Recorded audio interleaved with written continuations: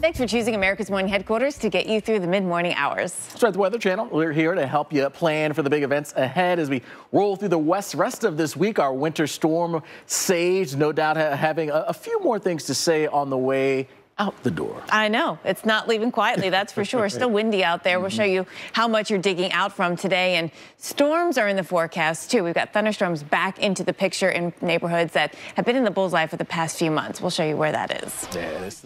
After 10 atmospheric river events, parts of California are more than water weary. I'm standing in our virtual view of Centennial Park in San Diego, where it is raining today, and a little more rain is still on the way before this all moves out. So, well, let's take a look at where we are right now, watching our latest system bring rain now to Southern California. So it started yesterday, continued through the night. It's still raining and probably will for a lot of today here in San Diego. Then we dry out for a couple of days, Thursday, Friday, Saturday. We might even get a few more days of break here into San Diego. And boy, do we need it in California. Hard to think that we're saying that we need a break from the rain, but we do. Past 7 days have brought us here anywhere from 3 to up over 6 to 8 plus inches of rain, some spots bordering a foot of rainfall, especially up into the foothills here of the Sierra. We just saw 3 inches of rain in the last 24 hours in Los Angeles. And so some really tremendous rainfall with these last several events, especially the last two that we've had. It's really the last two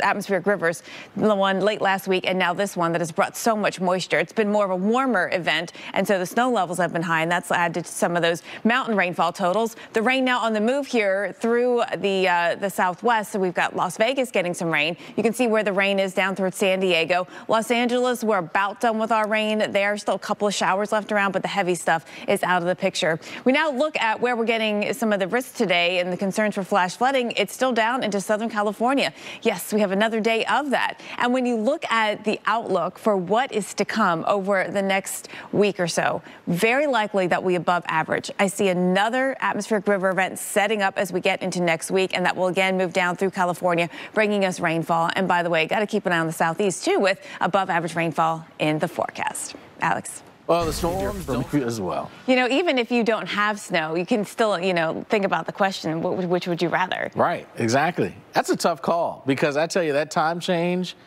it is no fun. I guess it's a matter of how much snow am I shoveling. You literally said you would shovel blocks of snow, then lose an hour of sleep. This is very true. This was his first natural response. That was, and that was a gut reaction. Yeah, you're right. Yeah, you're right.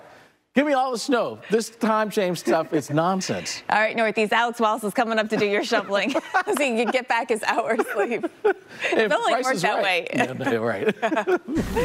Beyond breezy, actually. So the wind is still a factor out there for you today as you maybe try to start digging out. It's going to be cold. I know it's March, and when the sun comes out, it feels good. But when that wind blows, boy, yeah, that's right through you. You absolutely feel it. Welcome back here into America's Morning Headquarters as we continue to follow what's going on with our winter storm, which is on its way out, but still close enough that we are feeling the impact. I mean, it's barely on its way out, so it's like sort of inching. Yeah. Well, I'm going to show you. I'm going to show you the satellite. I'll show everything going on here with this storm. Winter storm Sage really brought some bigger totals to the Northeast, the biggest of the season. And we had, looks like 4 states where we had 3 feet of snow. We've had New Hampshire, Vermont. Break here at SUNY Oneonta, so the kids aren't having to deal with this. But you guys can imagine in your mind's eye, just kind of looking at the hills here, this would be a snow sledding paradise if those kids were on campus right now. Guys, into you.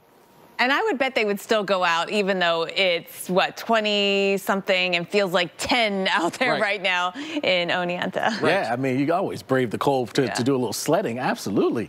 All right, well, we want to revisit our question. Thanks, Justin. We'll check back with you in a bit. We revisit our question of the day in Arizona because, yeah, they said, forget this nonsense. We're not doing this. She is spot on. Move to Phoenix. Yeah, absolutely. Yes, that is the comment. Great. Thank you, Cynthia.